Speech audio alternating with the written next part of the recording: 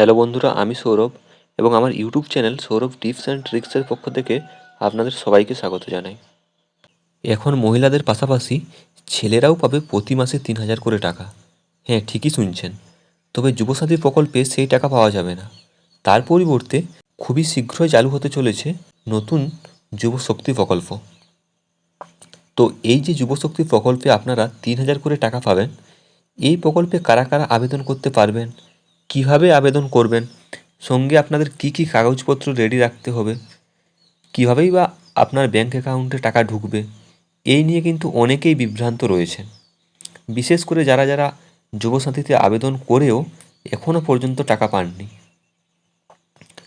তবে এবার কিন্তু আপনারা চিন্তা করবেন না, নতুন প্রকল্প চালু হচ্ছে, কবে থেকে হচ্ছে সেটাও বলে দেব, এবং এই প্রকল্পে আপনারা সবাই প্রতি মাসে 3,000 করে টাকা পাবেন।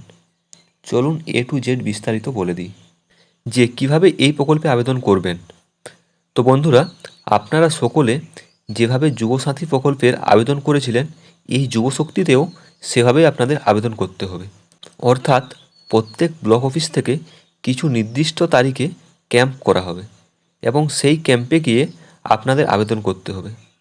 তো কবে থেকে আপনারা আবেদন করতে পারবেন তার সম্ভাব্য তারিখ আমি আপনাদের ভিডিও শেষে বলে দেব। এরপর আপনাদের জানাই যে এই যুবশক্তি প্রকল্পে আবেদনের জন্য আপনাদের কী কী ডকুমেন্টস লাগবে।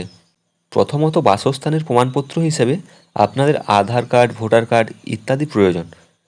কারণ যুবশক্তি প্রকল্পে তারাই আবেদন করতে পারবে যারা পশ্চিমবঙ্গের স্থায়ী বাসিন্দা। এরপর আপনাদের প্রয়োজন হবে বয়সের প্রমাণপত্র। তো বয়সের প্রমাণপত্র হিসেবে আপনারা দিতে পারবেন Aadhaar card, voter card, PAN card, জন্ম সার্টিফিকেট ও মাধ্যমিকের অ্যাডমিট কার্ড। তো এই ক্ষেত্রেও বলে রাখি, যাদের বয়স 18 থেকে 40 বছর তারাই যুবশক্তিতে আবেদন করতে পারবে, নতুবা আপনার আবেদনপত্র গ্রহণযোগ্য হবে না। এরপর রয়েছে শিক্ষাগত যোগ্যতা। তো বন্ধুরা, যুবশক্তি প্রকল্পে আবেদনের জন্য আপনাদের ন্যূনতম মাধ্যমিক পাস হতে হবে এবং সেই মাধ্যমিক পাস সার্টিফিকেটও আপনাদের ফর্মের সাথে জমা করতে হবে। এরপর আপনাদের দিতে হবে সবথেকে গুরুত্বপূর্ণ তথ্য, অর্থাৎ আপনাদের ব্যাঙ্ক অ্যাকাউন্টের বিবরণ। তো ব্যাঙ্ক অ্যাকাউন্টের বিবরণের ক্ষেত্রে আপনাদের যে ব্যাঙ্কের পাসবুক তার প্রথম পৃষ্ঠায় জেরক্স লাগবে, যেখানে আপনার নাম, bank account number, IFSC code, MICR number ইত্যাদি উল্লেখ থাকবে। আর আপনাদের লাগবে একটা রিসেন্ট তোলা রঙিন ফটো এবং তার সাথে একটা সক্রিয় বা চালু মোবাইল নম্বর, যাতে আপনি যুবশক্তি সংক্রান্ত পরবর্তী আপডেট এসএমএসের মাধ্যমে পেয়ে যান। তো বন্ধুরা, এবার আপনাদের বলি যে ফর্মটা আপনারা কোথায় পাবেন, কিভাবে পাবেন এবং কবে থেকে এর আবেদন করতে পারবেন।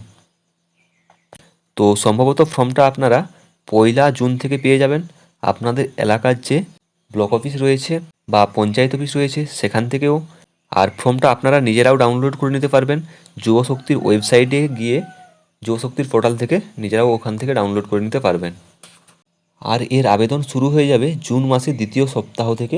যুবসাথী প্রকল্পে যেভাবে ক্যাম্প হয়ে আবেদন শুরু হয়েছিল, এই যুবশক্তি প্রকল্পেও ঠিক সেভাবেই বিভিন্ন ক্যাম্পের মাধ্যমে আবেদন ফর্ম জমা নেওয়া হবে।